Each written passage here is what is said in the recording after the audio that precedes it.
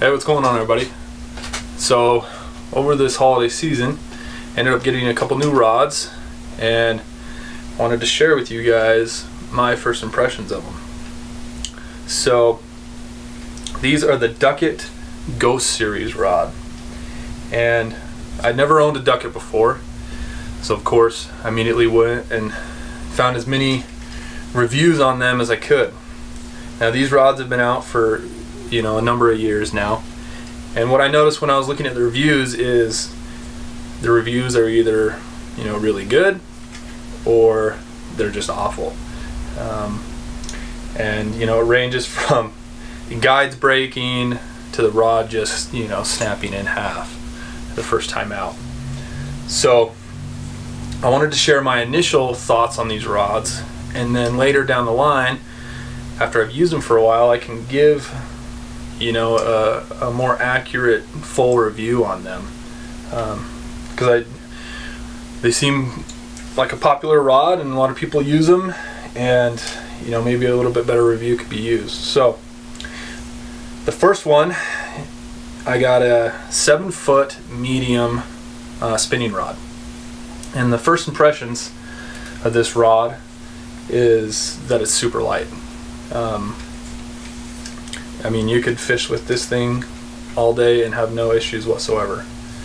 As far as the action goes, it doesn't list an action on these, but I would say that it's a fast action rod on this 7-foot medium.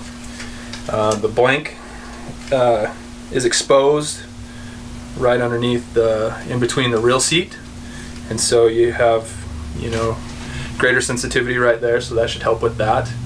And it's got the EVA foam on there. It's a really good looking rod. I'm excited to put it to use. What I'll be using on this will just be my all-around spinning rod.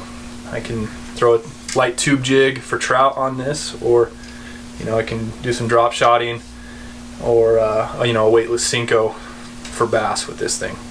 So this will be my all-around spinning rod, and I'm going to be using this all year, putting it to the test. We'll see how it does. It's got the bait keeper down below. I've never had one like that before. We'll see how that does. I'm generally not too picky, so we'll see how that goes. The other rod that I got it's a 7-foot medium heavy bait casting rod, and it's got a lot of similar qualities. Again, the blank is exposed in between the reel seat, so you should get some sensitivity there. It does have micro guides on there, and one of the reviews, or one of the bad reviews on this rod, is that the blanks they fall off for whatever reason. The epoxy, or however they'd attach that guide to the actual rod, just isn't very good in some of them. I'll be using this one as my overall topwater rod.